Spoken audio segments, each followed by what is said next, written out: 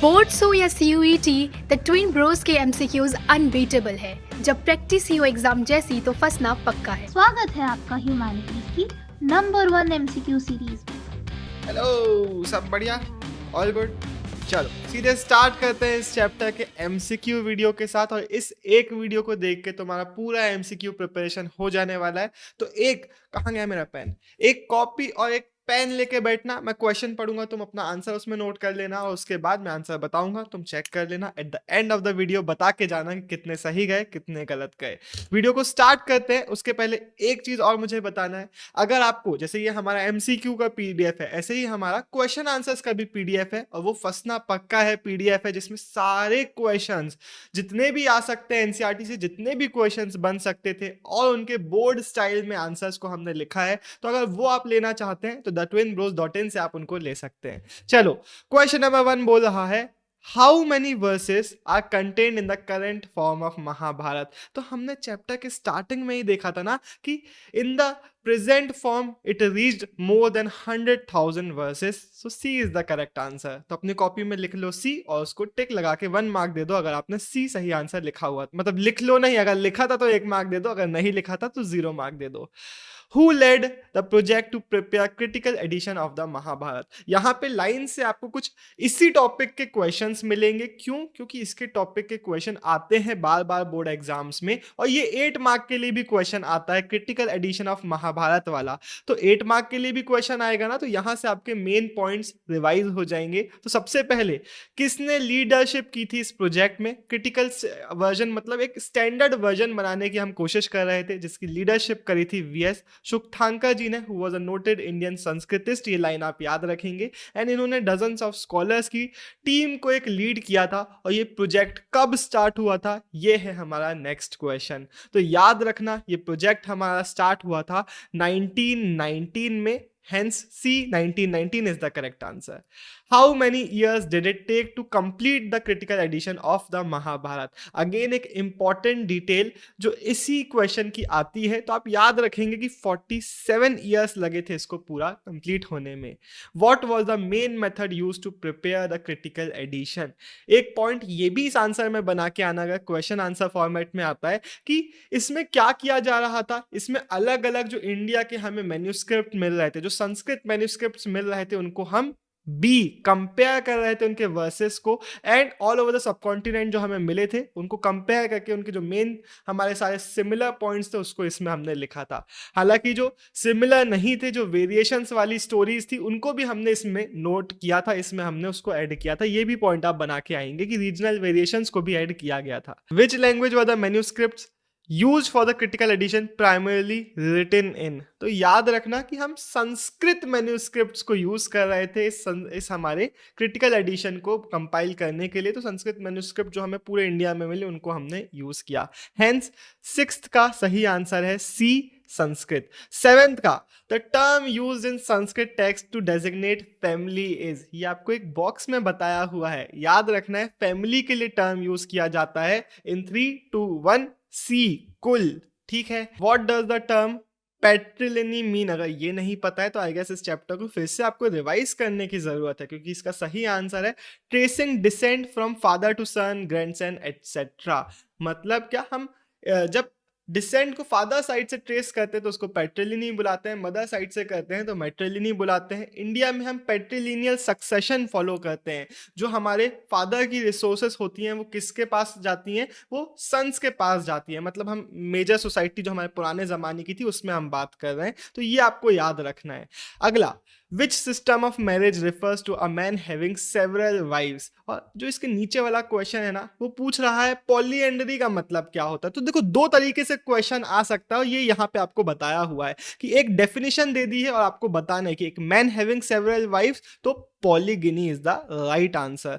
लेकिन अगले क्वेश्चन में ये टर्म दे दिया है और उसकी डेफिनेशन आपको लिखने के लिए बोली गई है। हालांकि जो बाकी 2 टर्म है, एंडोगमी, इसका भी हम क्वेश्चन नीचे जाके देख लेंगे। तो पॉलीएंड्री मतलब क्या होता है? A women having several husband. और पॉलीएंड्री का एग्जाम्पल आपको पता ही होना चाहिए, तो वो ही यहाँ पे पूछा गया है। Draupadi's marriage to the 5 Pandavs is an example of dash. अपना आंसर लिखो। अगर आपने आंसर पॉलीएंड्री लिखा है तो उसको आप सही मार्क दे दो। पॉलीएंड्री का ये जो एग्जाम्पल है ये बहुत इंपॉर्टेंट एग्जाम्पल है और आप याद रखेंगे। According to the brahmanical practice about 1000 BC के टाइम पीरियड की पीपल वर क्लासिफाइड इनटू, यहाँ पे जो टाइम पीरियड है ये इंपॉर्टेंट है इस क्वेश्चन को आंसर करने के लिए। हमें इस टाइम पीरियड में देखने को मिलता है कि लोगों को उनके गोत्र में क्लासिफाई किया जा रहा था और बोला जा रहा था कि अगर आप किसी एक पर्टिकुलर, जैसे कि मैं वशिष्ठ गोत्र का हूं तो इसका मतलब है मैं वशिष्ठ ऋषि मुनि का वंशज हूं। 13th, which rule regarding gotra was particularly important for women after marriage? They kept their father's gotra.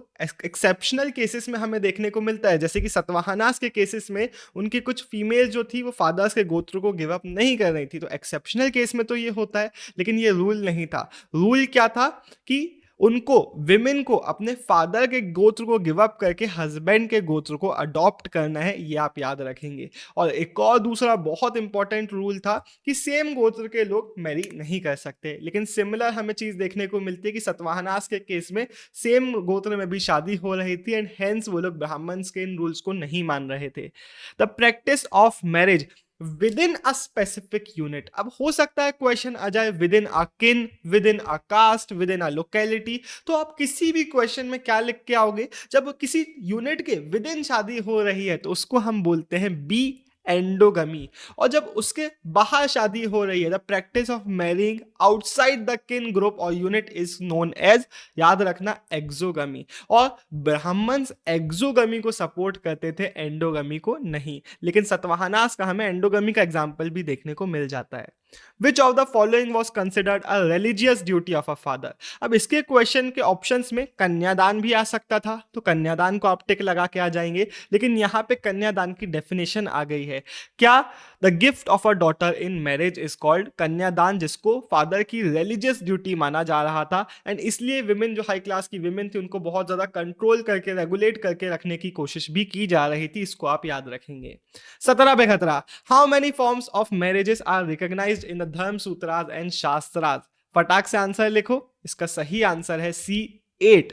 अगला क्वेश्चन हम इससे रिलेटेड ही देख रहे हैं, in the Manusmriti which forms of marriage were considered good, इसी से रिलेटेड है। अब 8 बताई तो गई है, लेकिन उसमें से गुड किसको समझा जा रहा है? सिर्फ और सिर्फ फर्स्ट 4 को। जो लास्ट 4 हैं दे वर कंडेम्ड इन द सोसाइटी, उनकी नेगेटिव कनोटेशन में बात की गई है हमारे लीगल टेक्स्ट में, तो ये आप याद रखें। बेसिकली हमें देखने को मिलता है, हमने लेफ्ट में बॉक्स भी देखा था, अगर आप लव मैरिज कर रहे हो तो इट इज कंडेम्ड, अगर आप परमिशन के साथ शादी कर रहे हो तो it was usually accepted by the brahmanical authorities.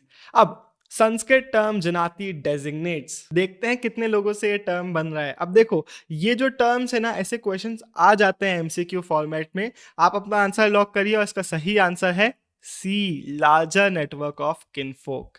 What does the term vansh refer to? अब ये कंपैरेटिवली एक इजियर क्वेश्चन है एंड आपको पता होना चाहिए, वंश मतलब हम लिनिएज की बात कर रहे हैं, and hence C, lineage is the right answer. Under patriliny who could claim the throne and resource after the father's death?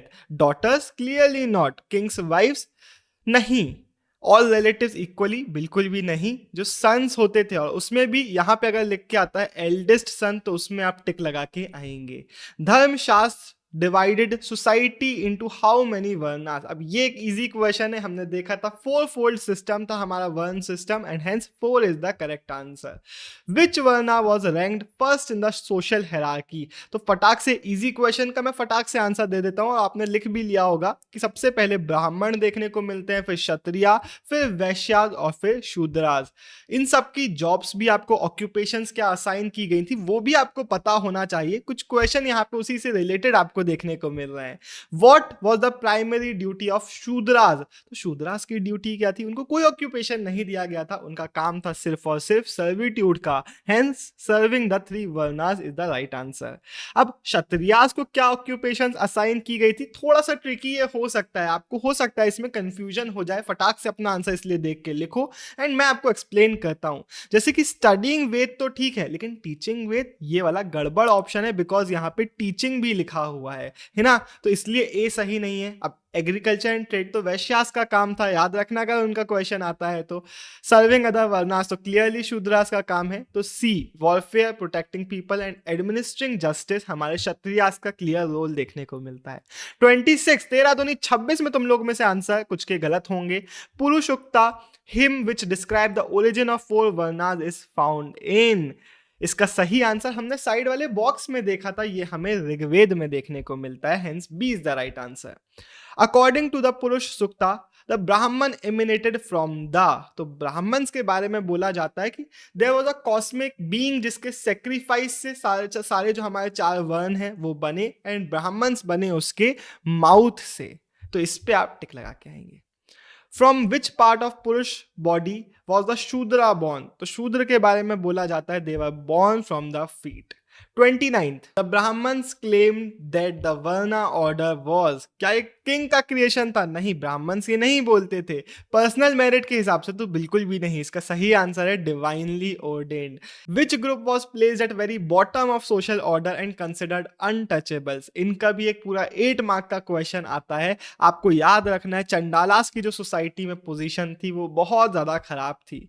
Manusmriti was compiled between, एक बहुत इंपॉर्टेंट डेट है और ये आपको याद होनी ही चाहिए। इसका सही आंसर जो है वो है 200 BC से 200 CE के पीरियड में हमें मनुस्मृति देखने को मिल जाती है। According to Manusmriti Chandalas had to live, तो मैंने बोला ना इसका 8 मार्क का क्वेश्चन आता है, इसलिए एक नहीं 2-3 इसके आप क्वेश्चन देखोगे अलग अलग डिटेल से निकले हुए और सबका क्वेश्चन आ जाता है, MCQ में भी आता है। अगर 8 मार्क में आएगा तो लिखना भी ये सारे पॉइंट्स आपको पड़ेगा। ऊपर वाला एक पॉइंट बनाएंगे, यहां से आप पॉइंट बनाएंगे कि इनको आउटसाइड द विलेजेस रखा जाता था एंड इनको बोला जाता था कौन से ऑर्नामेंट्स पहनने के लिए। अगला क्वेश्चन, तो इनको आयरन ऑर्नामेंट पहनने के लिए फोर्स किया जाता था। विद चाइनीज पिलग्रिम, अब ये भी उसी टॉपिक का क्वेश्चन है, कौन से चाइनीज पिलग्रिम ने अनटचेबल्स के बारे में बताया कि इनको एक क्लैपर बजाना होता था जब ये स्ट्रीट से निकलते थे। तो याद रखना फाशियान भानी ने ये बात करी थी। और एक और चाइनीज पिलग्रिम थे जो कि थे शुआनजांग, जो कि हमारे इंडियन सब कॉन्टिनेंट पधारे थे और इन्होंने एग्जीक्यूशनर्स और स्कैवेंजर्स के बारे में क्या बताया था? इन्होंने इनके बारे में बताया था कि इन लोगों को आउटसाइड द सिटी रहने के लिए फोर्स किया जाता था।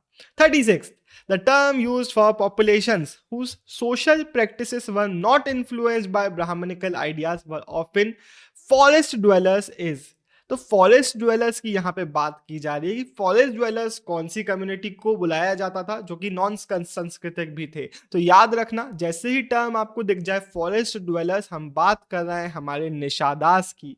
निषादास का एक और एग्जाम्पल हमारा क्वेश्चन नीचे वाला पूछ रहा है और ये भी आपको पता होना चाहिए कि who was Eklavya in the Mahabharata. तो महाभारत में एकलव्य, जिनके अंगूठी वाली स्टोरी आप सबने सुनी है, हालांकि उसका मैं रिवील क्यों कर रहा हूँ, नीचे एक क्वेश्चन आने वाला है।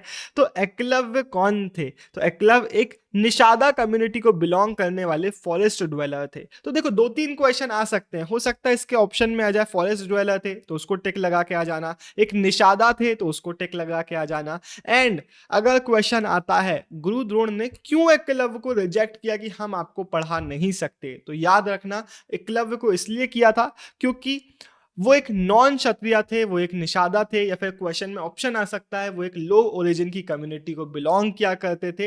एंड गुरु द्रोण ने बोल दिया कि भैया हम तो कुरु प्रिंसेस के टीचर हैं, हमारे धर्म में तुमको पढ़ाना नहीं है। जब गुरु द्रोण ने देखा कि Eklavya was a very good Archer तो उन्होंने उससे क्या दक्षिणा मांगी? जब उसने बोला कि मैं तो आपका शिष्य हूं तो उन्होंने क्या दक्षिणा मांगी, क्या फीस मांगी? तो याद रखना उनके एकलव्य के राइट थंब को उन्होंने फीस में चार्ज कर लिया था एंड हेंस उसके बाद वो बेस्ट आर्चर नहीं रहा था। The term mlechchha were generally defined by Brahmins as, तो मलिच के बारे में याद रखना कि हर वो कम्युनिटी, आंसर बता रहा हूं सीधे, हर वो कम्युनिटी जो आउटसाइडर्स होते थे जिनको ब्राह्मण्स बार्बेरिक बुलाते थे, वो सारे लोग जो नॉन संस्कृत ट्रेडिशन से आते थे, नॉन सांस्कृतिक लैंग्वेजेस को बोलते थे, उनको मलिच बुलाया जाता था। Which Buddhist text contains a dialogue regarding wealthy Shudra? अब देखो ऐसे जो बॉक्सेस के क्वेश्चन है ना, वो मेजर चांसेस है कि सीयूटी में ही आएंगे, कभी कभी बोर्ड एग्जाम में भी आ जाते हैं। लेकिन अब आपको पता होना चाहिए, हमने एक बॉक्स देखा था ना, इसलिए मैं बोलता हूँ कि बॉक्स एक बार रीड जरूर कर लेना चाहिए, उसका एकदम बेसिक इंफॉर्मेशन आपको पता होना चाहिए, रटे भले ही ना हो वो आपको। तो वेल्दी शूद्रा वाले बॉक्स में हमें देखने को मिलता है कि डिस्कशन किया जा रहा है शूद्रा के बारे में, उनकी कंडीशन के बारे में। तो याद रखना ये है हमारे मजहब में निकाया बॉक्स, जिसमें इनके बारे में बात की जा रही थी। अगर तुमको ये वीडियो अच्छी लग रही है तो लाइक कर दिया करो यार, यूट्यूब को भी पता लगने दो कि अच्छा चैनल है, ताकि वो भी हमको सपोर्ट करे। एंड जिनने पहले ही से लाइक कर दिया था, थैंक यू सो मच। हम बढ़ते हैं 42nd क्वेश्चन में। According to the shastra only which varna could be kings. तो according to the Brahmanical rules सिर्फ और सिर्फ हमारे जो क्षत्रियास थे इनको रूलर्स बनने के लिए बोला गया था। लेकिन क्या एक्चुअल में ऐसा होता था? एक्चुअल प्रैक्टिस में ऐसा नहीं होता था।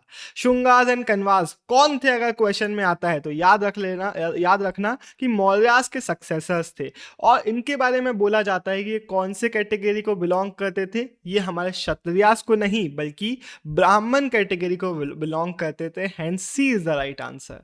The Shakas who came from where, ऐसा भी क्वेश्चन आ सकता है। तो सेंट्रल एशिया से ये आए थे। और ये वाला क्वेश्चन पूछ रहा है कि ब्राह्मण्स इनको क्या बुलाते थे? तो ब्राह्मण्स इनको मलिच्छ बुलाते थे, आउटसाइडर बुलाते थे।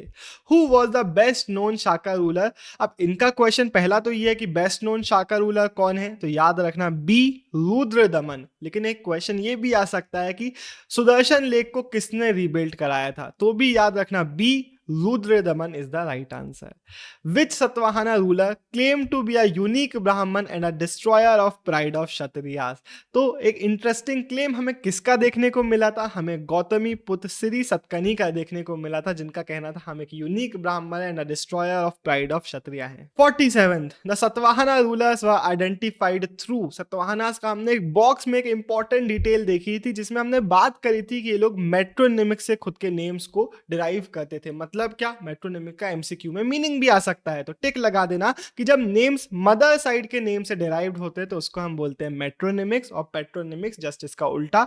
एंड इवन दो हमारे सतवाहनास मेट्रोनिमिक्स को यूज कर रहे थे, the succession to Satavahana throne was generally dash. याद रखना कि जो इनका सक्सेशन होता था, थ्रोन सक्सेशन, वो मेट्रिलिनियली नहीं बल्कि पेट्रिलिनियल वेज में ही हो रहा था। And hence B is the right answer. 49th the Satavahana practice which form of marriage contrary to brahmanical norms. अब इसका आंसर मैंने थोड़ी देर पहले बता दिया था, तो याद होना चाहिए आपको कि ये लोग एंडोगमी कर ले रहे थे। जो हमारे ब्राह्मण्स थे वो एक्सोगमी को सपोर्ट करते थे। ऑल्सो हमारे सतवाहना रूलर्स जो थे वो पॉलीगनी भी करते थे। अगर ऑप्शन में पॉलीगनी भी लिख के आता है तो आप फिर भी एंडोगमी को ही टिक लगा के आएंगे। क्यों?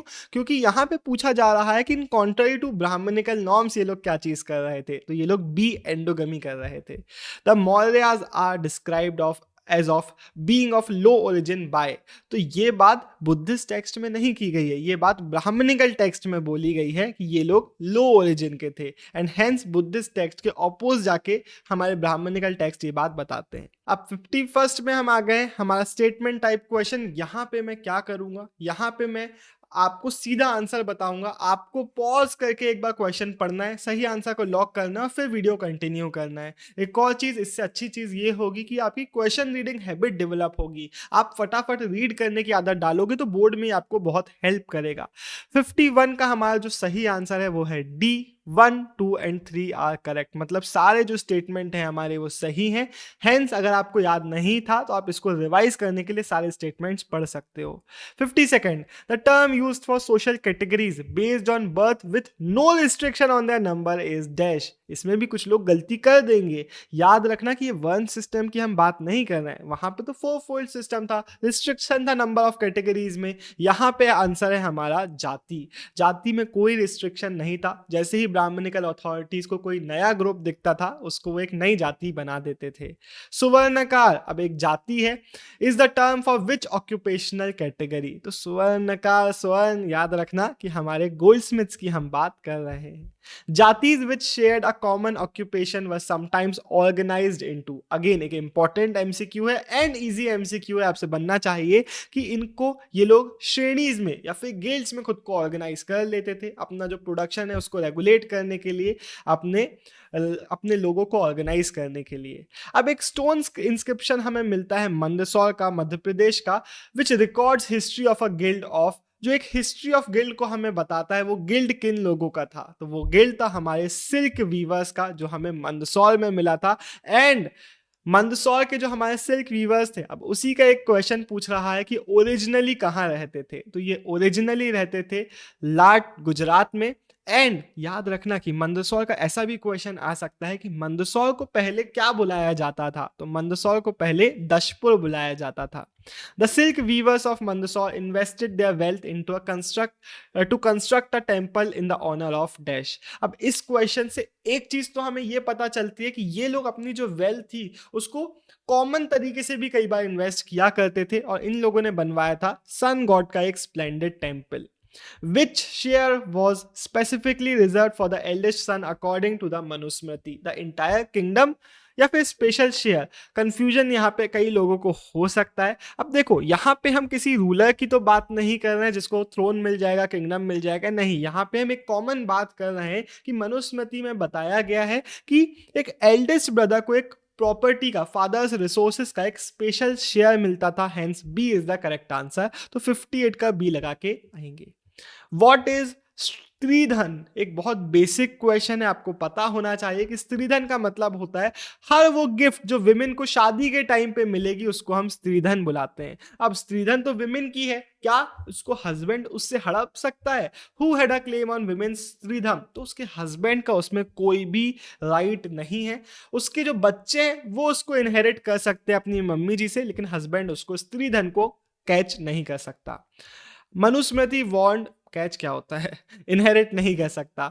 मनुस्मृति वॉन्ड या फिर नहीं, छीन नहीं सकते, स्नैच नहीं कर सकता is the right word. Manusmriti warned women against hoarding property without whose permission, father या पति? इसमें भी कंफ्यूजन कभी कभी हो सकता है। याद रखना कि मनुस्मृति में बोला गया था कि इवन अगर आपकी फैमिली की प्रॉपर्टी है तो विमेन को उसको होल्ड करके नहीं रखना है जब तक आपके पति ने, आपके हस्बैंड ने परमिशन नहीं दी है, hence B is the right answer. According to, अब ये थोड़ा सा ट्रिकी क्वेश्चन हो सकता है, एक बॉक्स में इसको हमने देखा था, how many means of acquiring wealth were there for man according to Manusmriti, और नीचे वाला पूछ रहा है ये वाला कि विमेन के पास कितने मीन्स है वेल्थ अक्वायर करने के लिए। तो याद रखना मैन के पास है 7 मीन्स और विमेन के पास है 6 मीन्स। वैसे 6 मीन्स तो जरूर है, लेकिन क्या बताया गया था उस बॉक्स में कि आपको आपका पति गिफ्ट दे दे, पापा गिफ्ट दे दे, शादी के टाइम पे कुछ गिफ्ट मिल जाए, तो यही मीन्स थे विमेन के पास वेल्थ अक्वायर करने के लिए। लेकिन मैन के पास क्या क्या मीन्स थे? तो क्वेश्चन ये नहीं पूछ रहा है, क्वेश्चन आपसे पूछ रहा है कि इनमें से कौन सा मीन्स मैन यूज नहीं कर सकते वेल्थ अक्वायर करने के लिए। तो इनहेरिटेंस तो कर सकते हैं, कॉन्क्वेस्ट तो कर सकते हैं, इन्वेस्ट तो कर सकते हैं, लेकिन स्त्रीधन जो है वो विमेन की प्रॉपर्टी है। द वकाटका क्वीन, बहुत इजी क्वेश्चन, सबसे बनना चाहिए, 100% इसका सही आंसर आपका जाएगा कि कौन थी वो वकाटका क्वीन? हमारी B, Prabhavati Gupta. The Buddhist myth found about the idyllic state of peace and gradual deterioration is found in the dash। इसका एक अलग से टॉपिक हमारा जो बुद्धिस्ट अंडरस्टैंडिंग को एक्सप्लेन करता है वो हमें कहां से देखने को मिलता है? वो हमें बी, सुत्त पिटाका से देखने को मिलता है। 67th Buddhist social contract, the king chosen by the people was known as. इसका क्वेश्चन ट्रिक कर जाएगा कई लोगों को। उसी वाले टॉपिक से एक क्वेश्चन है, नीचे वाली लाइन में लिखा हुआ था कि उस राजा को हम क्या बुलाएंगे? हम बुलाएंगे महासमात, या फिर महासमात तो कौन है? The great elect. दोनों का एमसीक्यू आ सकता है। तमिल संगम एंथोलॉजीज इल्यूमिनेट विच सोशल वैल्यूज रिगार्डिंग वेल्थ। याद रखना हमें तमिल संगम एंथोलॉजीज, एंथोलॉजीज मतलब जो कंपाइलेशन है हमारे पोएट्रीज वगैरह की, उसमें देखने को मिलता है कि बोला जा रहा था कि जो चीफ होते थे वो वेल्थ को अक्यूमुलेट करने की जगह, मिजरली लाइफ जीने की जगह एक जेनरस लाइफ जीते थे, अपनी रिसोर्सेज को शेयर करते थे अपने बार्ड्स एंड पोएट्स के साथ। तो बी पे आप टिक लगा के आएंगे। एंड इसी का एक बॉक्स हमें देखने को मिला था जिसमें ये पुराणरुरु वाली डिटेल लिखी हुई थी। Purananuru is an anthology of poems from which literature. तो इसका आंसर याद रख सकते हैं आप कि पुराणरुरु जो है हमारा वो हमें तमिल संगम लिटरेचर में देखने देखने को मिल जाती है। 1951-52 ये डेट आप याद रखेंगे। एंड इस डेट में क्या हुआ था, एक आर्कियोलॉजिस्ट थे जिन्होंने विलेज ऑफ हस्तिनापुर को एक्सकेवेट करने का काम किया था। वो कौन थे? वो थे हमारे बीबी लाल जी। हस्तिनापुर कहाँ लोकेटेड है? प्रेजेंट डे उत्तर प्रदेश मेरठ के रीजन में लोकेटेड है। थोड़ा जल्दी बोल दिया क्या? आई गेस यस, अगली बार से ध्यान रखूंगा। B B Lal found evidences of how many occupational levels. तो हमने पढ़ा 2 के बारे में था, लेकिन उन्होंने 2 नहीं ढूंढे थे। उन्होंने कितने ढूंढे थे? उन्होंने 5 ढूंढे थे। तो C is the right answer. Historians classify Mahabharata content into two broad headings. तो एक का नाम है, आंसर बता रहा हूं, नरेटिव। दूसरे का नाम है डायडेक्टिक। डायडेक्टिक का मतलब क्या होता है? डायडेक्टिक का मतलब होता है जिस पार्ट में हमें इंस्ट्रक्शंस और सोशल नॉर्म्स पे टेक्स्ट देखने को मिलता है उसको हम डायडेक्टिक पोर्शन बुलाते हैं। लेकिन याद रखना, ये जो डिस्टिंक्शन है ये वाटर टाइट नहीं है। ऐसा नहीं है कि हमें डायडेक्टिक पोर्शन में किस्से कहानियां नहीं मिलते या फिर किस्से कहानियों वाले नरेटिव पोर्शन में हमें लेसन्स नहीं मिलते। Around when were the major Dharma Sutras composed? हो जाओगे कंफ्यूज बहुत सारे लोग इसमें, तो फटाक से अपना आंसर लॉक करो। और अगर आपने सी 500 to 200 BC पे टिक लगाया है तो 1 मार्क खुद को दे दो। The original composers of Mahabharata generally, तो उनके बारे में एक डिटेल यहाँ पे लिखी हुई है कि वो क्या करते थे। लेकिन क्वेश्चन ये भी आ सकता है कि कौन थे ओरिजिनल कंपोजर्स? तो याद रखना सुतास वर ओरिजिनल कंपोजर्स। सुतास कौन थे? अगर क्वेश्चन पूछता है तो टिक लगा देना। ये चैरिटिया बार्ड्स थे और वो क्या करते थे? They accompanied Kshatriya warriors to the battlefield. इस पे आप टिक लगाएंगे इस वाले क्वेश्चन में। B is the right answer. The Bhagavad Gita contains advice offered by. Bhagavad Gita के बारे में याद रखना, it is considered as one of the most important didactic section of our Mahabharata, जिसमें कृष्ण जी ने अर्जुन भाई को हमारे एडवाइस ऑफर करी थी, गीता का ज्ञान दिया था। Which of the following is the first book of Mahabharata? ये भी डाउट में डालेगा आप में से बहुत सारे लोगों को। याद रखना कि हमारी जो महाभारत था, अब देखो ज्यादातर जो इस चैप्टर के हमारे बॉक्सेस थे ना, वो स्टार्ट इसी लाइन से, वो कई बार बता रहे थे कि ये है हमारे आदि पर्व का पार्ट, आदि परवान का। तो वो जो आदि परवान है ये है हमारा फर्स्ट पर्व ऑफ महाभारत या फिर first book of Mahabharata. In the end of end who emerge victorious in the battle of Mahabharata? तो किनके बीच में लड़ाई थी? कौरव और पांडव के बीच में। कौरव कौन थे? 100 भाई। सबसे बड़े भाई का नाम था दुर्योधन। पांडव थे 5 भाई। सबसे बड़े भाई का नाम था युधिष्ठिर। और जीता कौन था? पांडव जीते थे और इसके बाद युधिष्ठिर के हाथ में थ्रोन चला गया था। अब असर्शन रीजन पे आ जाते हैं। Matriliny was particularly important ideal for ruling dynasties. आप में से बहुत सारे लोग सोचेंगे कि हाँ यार सही तो है, बट नहीं भाई, अच्छे से पढ़ो। यहाँ पे लिखा हुआ है मैट्रिलिनी नहीं, तो असर्शन इज रॉन्ग। रीजन को भी एक बार पढ़ लेते हैं। तो पैट्रिलिनी में क्या होता था? सन्स के पास रिसोर्सेज जाती थी, तो रीजन तो सही बताया हुआ है। तो assertion is false, reason is true. D पे आप टिक लगाएंगे। Satavahana rulers were often identified through metronymics. एकदम सही स्टेटमेंट है। रीजन देख लेते हैं। Among the Satavahana succession to the throne was matrilineal, meaning descent was traced through the mother. अब देखो इसमें भी कंफ्यूजन कई लोगों को हो जाएगा, पर यहाँ पे ये जो मेट्रिलिनियल वाला पॉइंट है ये गड़बड़ है। एक्चुअल में जो सक्सेशन था वो पेट्रिलिनियल होता था। Hence assertion is true but reason is false. अगला, one of the most ambitious scholarly projects began in 1919 to prepare critical edition of the Mahabharata. ये तो एकदम perfect statement है। The project led by V.S. Sukthankar took 47 years to complete and इसके बारे में बताया हुआ है। तो क्या ये एक्सप्लेन कर रहा है? अब देखो इतना तो सबको पता है कि आंसर ए या फिर बी में से कोई एक होगा, लेकिन कंफ्यूजन इसमें ही आपको हो सकता है। तो याद रखना कि देखो एक और चीज मैं आपको बता रहा हूं, अगर आप प्रीवियस ईयर क्वेश्चंस देखोगे, अगर आप असर्शन रीजंस देखोगे, तो आपको रियलाइज होगा कि अगर पॉइंट इस तरीके से मैच कर रहा है ना, तो ज्यादातर जो हमारा ए ऑप्शन है वो सही ऑप्शन होता है। एंड यहाँ पे भी हमारा जो ए है that is the correct answer. And the reason being कि एक्सप्लेन कर रहा है ना कि क्यों ये one of the most important project था, क्यों ये एक बहुत एम्बिशियस प्रोजेक्ट था, क्योंकि यहाँ पे हमारा जो लीडरशिप थी वो वी.एस. सुक्थांकर ने करी थी और उन्होंने एक बहुत इंपॉर्टेंट काम किया था जो कि क्रिटिकल एडिशन बनाने का था। ये बहुत एक टाइम टेकिंग प्रोसेस था, तो उसी चीज को यहाँ पे एक्सप्लेन किया हुआ है। तो हो सकता है एग्जैक्टली आपको ऐसा लगे कि यार एग्जैक्ट एक्सप्लेनेशन तो नहीं है, बट इतना इजी तो वो नहीं बनाते हैं असर्शन रीजन को, थोड़ा कंफ्यूज करने के लिए ऐसी चीजें होती हैं। तो याद रखना, इवन दो कभी आपको ऐसा लगे कि एकदम एग्जैक्ट रीजन नहीं है लेकिन स्टिल वो मैच कर रहा है, तो कई बार उसका आंसर ए ही होगा। लेकिन ऑल्सो दैट बीइंग सेड, अगर आपको अश्योरिटी लगती है कि नहीं यार ये रीजन तो एकदम अलग भाग रहा है, तो कंफर्मिटी के साथ बी को भी आप टिक लगा के आएंगे।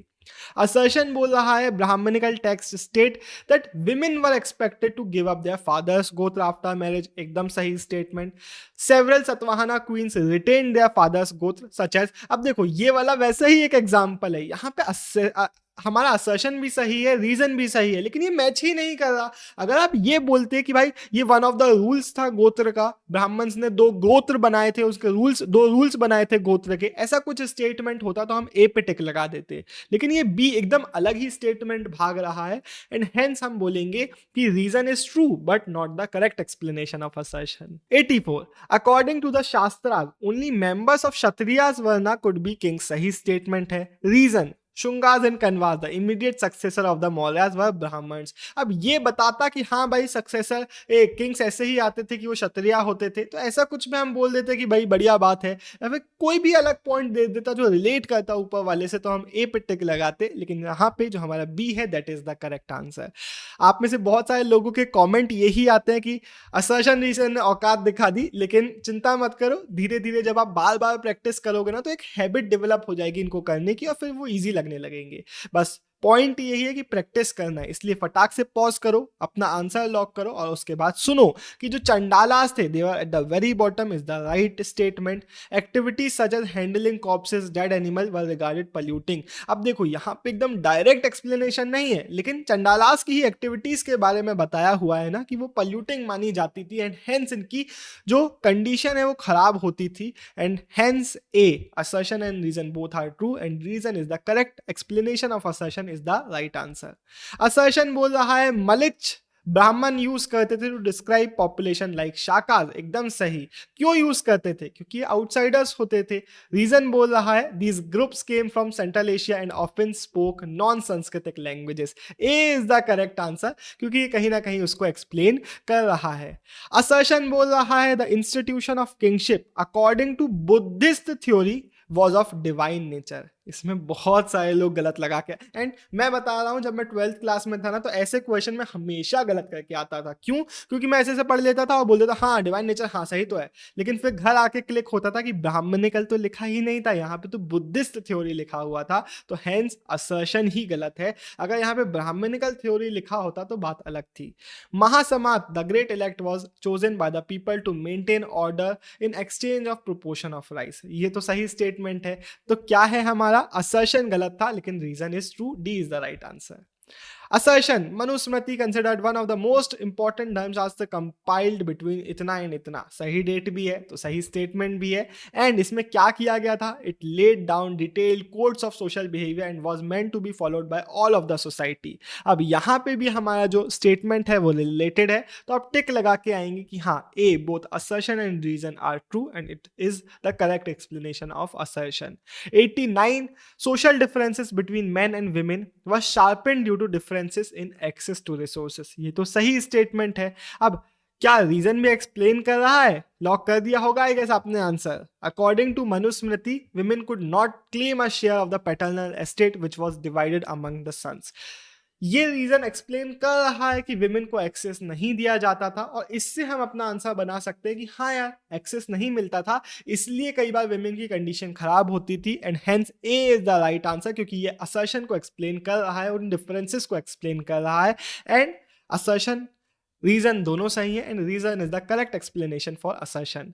90, Historians classify the content of Mahabharata into 2 broad headings, एकदम सही statement. The didactic section are those that contain stories, नहीं ना, didactic contains lessons, and hence C, assertion is true but reason is false। Chaitya Bard, known as Sutas, are considered the original composers of Mahabharata, sahi। They accompanied warriors into battlefield and composed poems celebrating their victories। A, assertion and reason both are true, reason is the correct explanation। Assertion, Draupadi's marriage to the 5 Pandavas is an example of polyandry, sahi statement। Polyandry was the most prevalent and common form of marriage among all social groups in early India. Clearly a wrong statement, क्योंकि ये तो case नहीं था. Hence polyandry हमारे यहाँ सबसे ज़्यादा popular नहीं थी ना.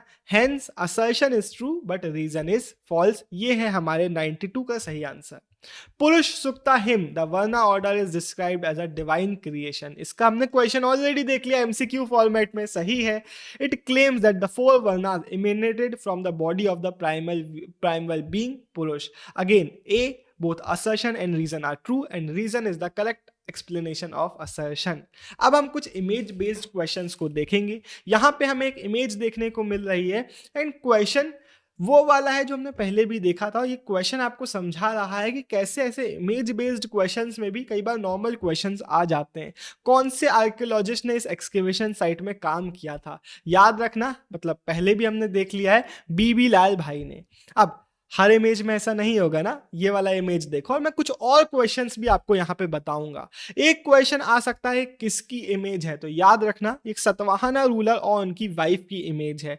अब the sculpture was found on the wall of a cave donated to which group. थोड़ा डिफिकल्ट क्वेश्चन है, लेकिन जब इमेज बेस्ड इमेजेस जो भी होती है ना, उनके जो नीचे वाले डिस्क्रिप्शन होते हैं कई बार उनसे क्वेश्चन आते हैं. एंड अगर आप देखोगे पिछले साल का क्वेश्चन पेपर, अगर आप देखोगे पहले के सीबीएसई के जो बोर्ड एग्जाम्स के क्वेश्चंस हैं, तो उनमें ऐसे क्वेश्चन आए हुए हैं उन्हीं डिटेल से. तो यहाँ पे आपको लिखना पड़ेगा कि ये वाला जो डोनेशन था वो बुद्धिस्ट मॉन्क्स को किया गया था. And hence C is the right answer. I hope आपसे अब ये क्वेश्चन आएगा तो बन जाएगा, अगर अभी नहीं बना था तो. एंड ये वाला भी क्वेश्चन जो मैंने ऊपर बताया ये भी आपसे बन जाना चाहिए. इस इमेज में क्या मिल रहा है, इसमें वो आर्म्स वाली इमेज है. तो क्वेश्चन पूछ रहा है शो द स्टोन स्कल्पचर. अब कहां से है ये भी क्वेश्चन आ सकता है, गांधारा से है.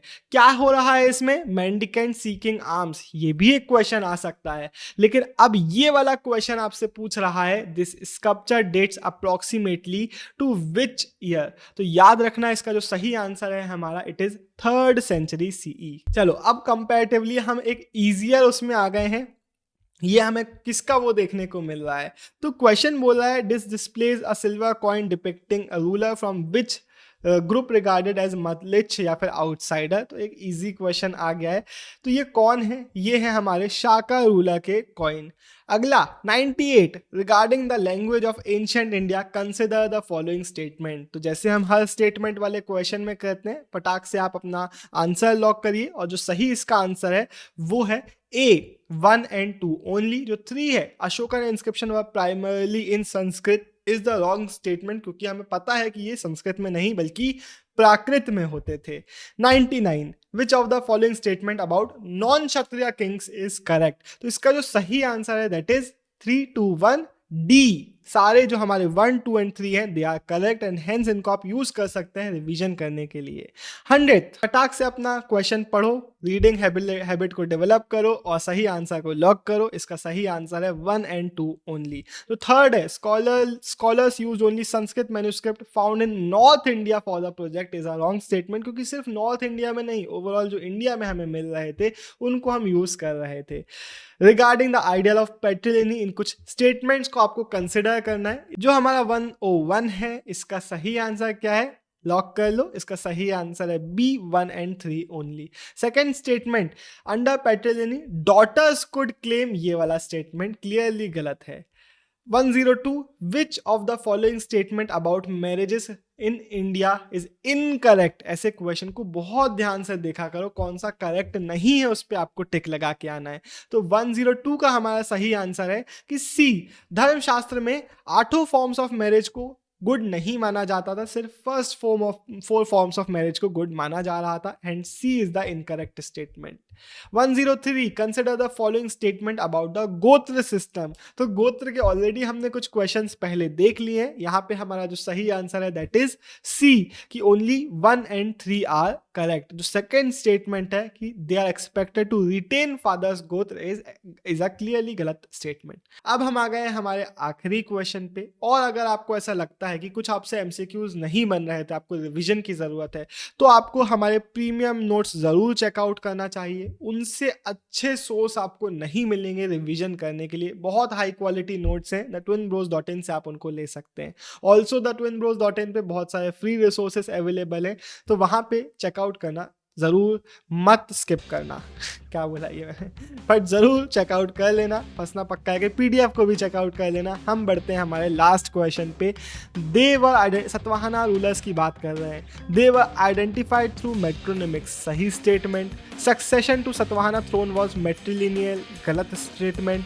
Satavahana queens retain their fathers gotra instead of adopting husband, ये हमें कुछ केस में देखने को मिलता है, सही statement. Hence B 1 and 3 only are the right answers. अब चलो फटाक से कमेंट में बताओ कितने आपके सही गए। कुछ और आपको कमेंट करना है अच्छा सा आप कर सकते हैं, गंदा सा भी करोगे तो करने वालों को कौन रोक सकता है। But bye bye, signing off, Dev time गुड़िया। हम मिलते हैं हमारी नेक्स्ट वीडियो में। मेरी दोनों सेल्फ हेल्प बुक आपको Amazon फ्लिपकार्ट पे मिल जाएंगी। डिकोडिंग ह्यूमैनिटीज सिर्फ और सिर्फ ह्यूमैनिटीज वाले बच्चों के लिए।